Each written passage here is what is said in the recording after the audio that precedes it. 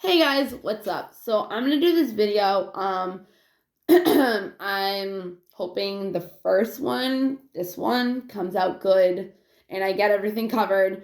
So my throat chakra, to get it all out. So hopefully I'm guided to do that.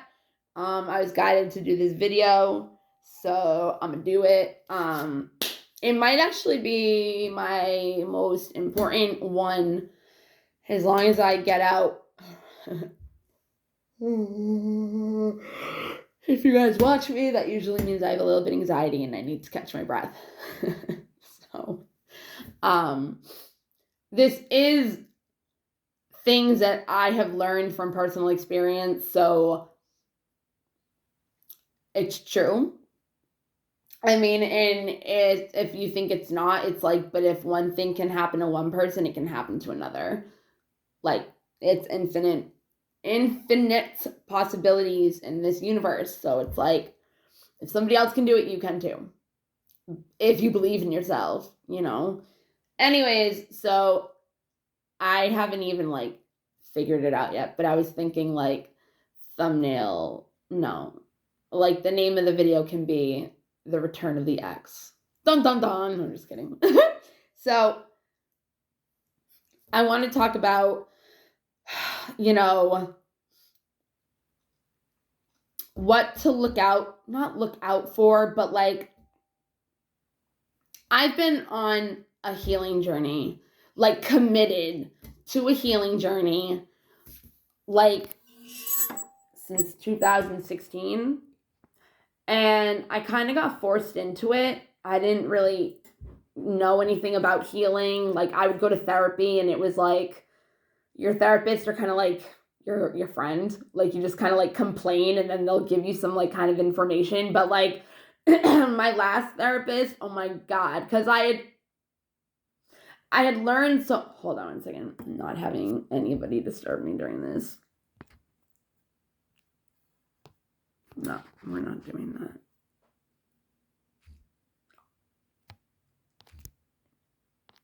Okay. So I learned so much on my own from therapy, from trauma and all that. Because once I got into the mindset of once I heal, my life will get better. Because whatever you feel within you is what not only you project out into the world to other experiences with new people, which is kind of one of the things that I'm going to talk about. Then you also are still in pain from other relationships, which also bleeds over to new ones that can cause damage and endings that could have been avoided.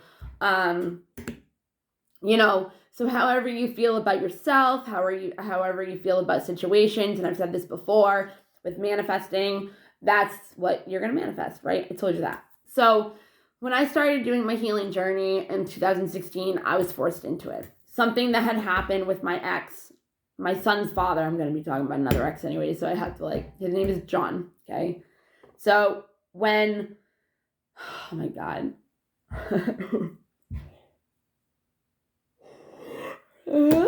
Okay, so something happened in 2016. It was fucking horrible. Like, I got sick. Like, I lost like 30, no, I went from 150 pounds to 109 and not that much of a long span. It was like a couple months.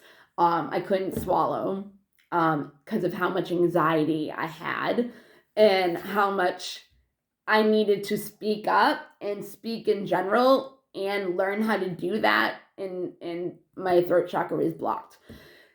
So I couldn't eat anything. I almost lost my kid. Like, it wasn't a fun time. Like, I'd be like this all the time. Like, whatever. Now I just yawn. Okay. So anyways. So when that happened, it affected my kid. And when it started affecting my kid in a different way than he was already kind of being affected.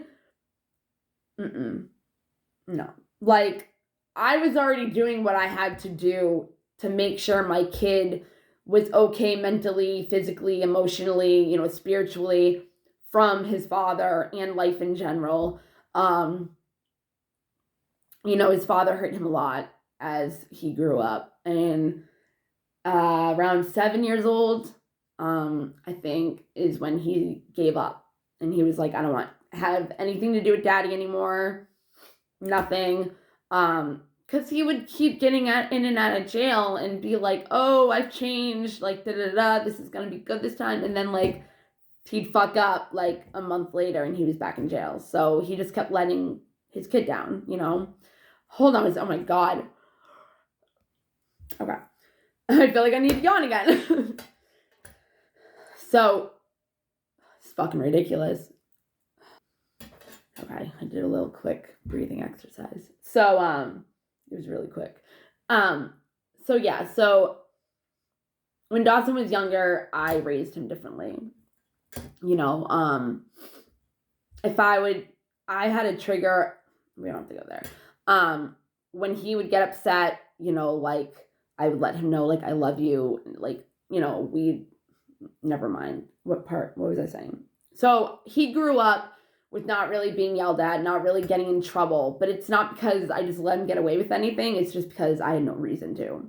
And when his dad would come in, his dad would try to rule the house and take over everything, and then when I would say something, when it was my apartment, when I would say something, it was like, oh, you don't let me, like, be a father or have any say, blah, blah, blah, and it's like, at that time, like, I would feel, I would kind of feel bad, but, like, at the same time, it's like, but you're fucking up everything that I made a foundation for your kid, and also, and, like, you're stressing us the fuck out, and you're telling my kid that he can't do something when he's been doing it. You're not just gonna come in and be like, no, you can't do it, when he's been able to do it. Like, it's whatever. And, like, I don't care about his dad. I really don't. I only care about his well-being, and no, I don't care. I just hope that he's taking care of himself, especially for his kid, mentally, emotionally, hopefully spiritually in some way, but I don't give a fuck anymore.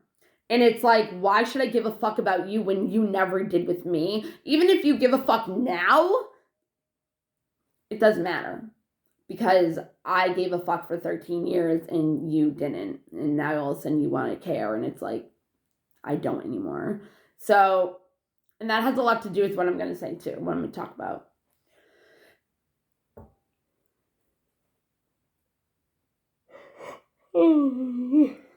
Okay.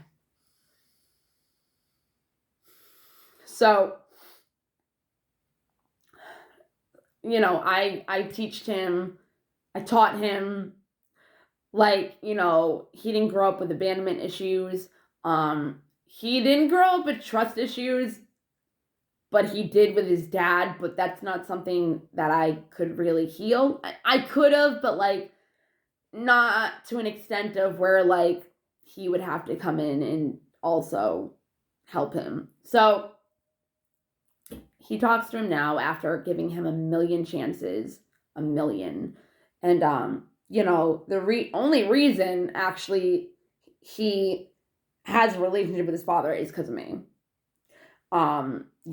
He's a narcissist, so, I'm the one that is the one when Dawson wants nothing to do with him. I'm talking shit about him when I never do. I can now because Dawson's older, but it will be when John will say something wicked stupid to Dawson, and Dawson will tell me, and we both, like, kind of just laugh about it and make fun of it because of how stupid it is.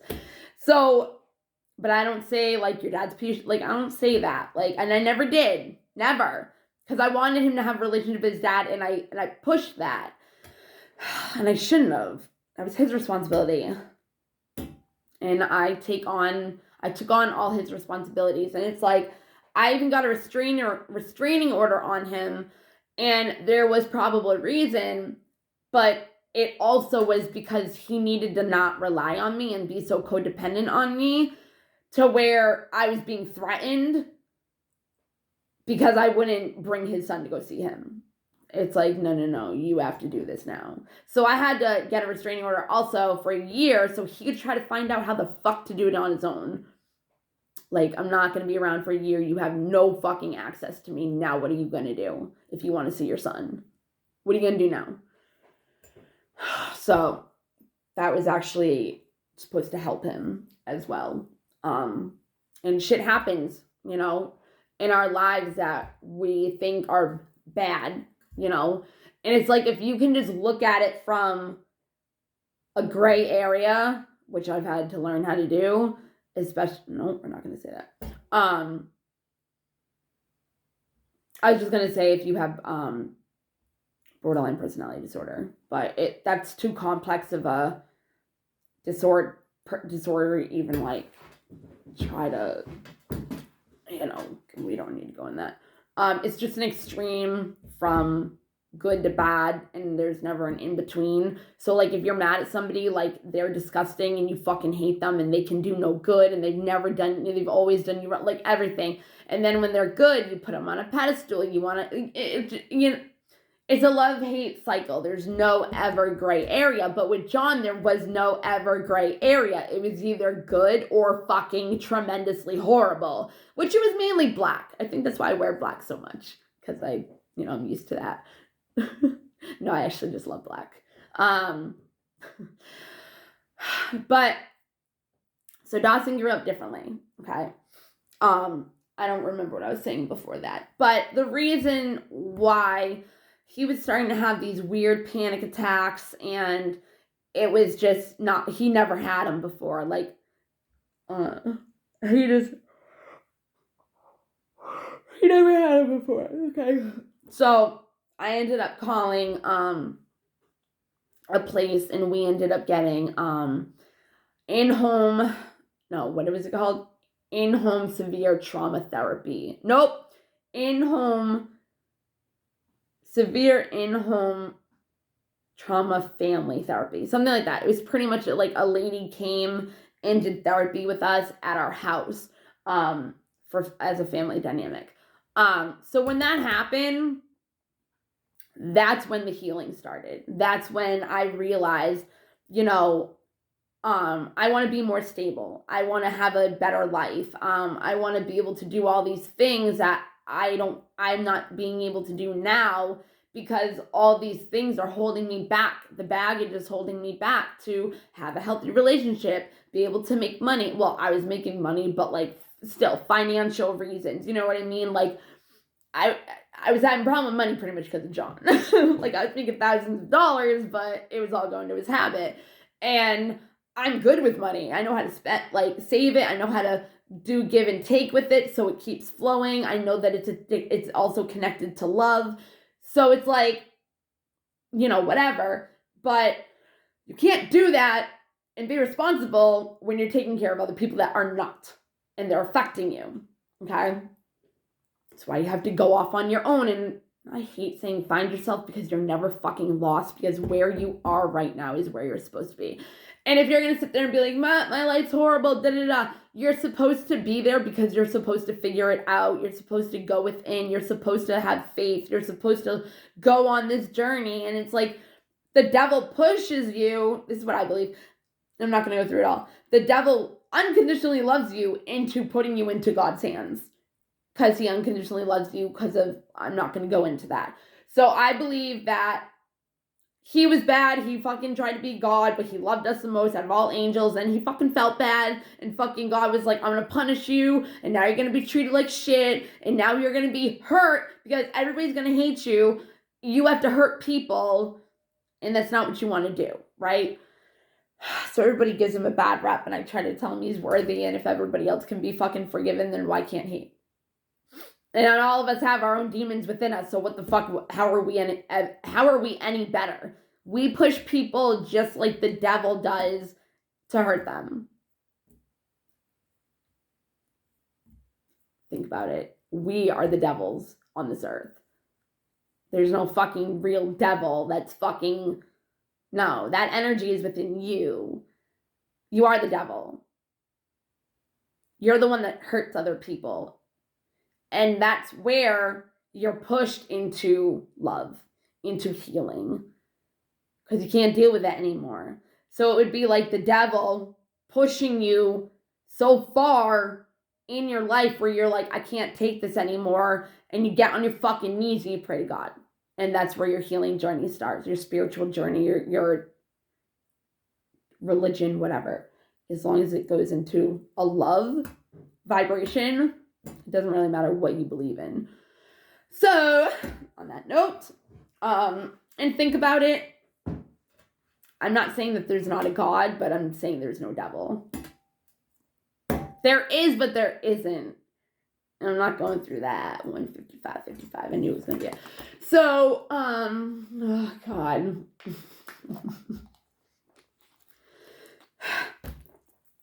So I want it better.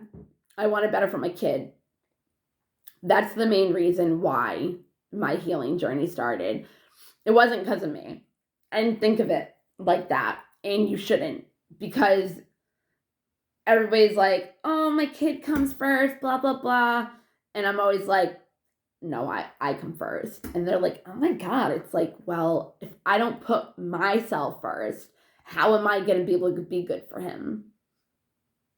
I need to stabilize myself in my life first so I can be good for him to be able to learn how to stabilize in whatever his life when he gets older because of his environment, but also for his health now. So, I hate doing that, but whatever. So, that's when my healing journey started. It's going to be a long video. I can already tell.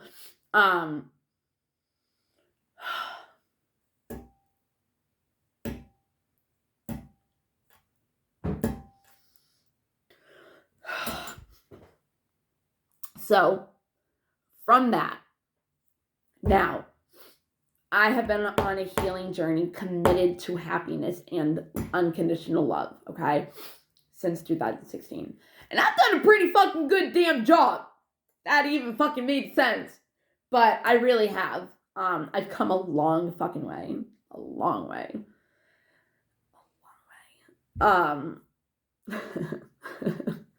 But, you know, I still have that whatever in me. And devil, Satan. I don't like devil. I like Satan or Lucifer. But he's a deity as well. But whatever. Like, I bet you weren't expecting this. When I saw myself go, I was like, wow, Bethany, that just wasn't acceptable. But no.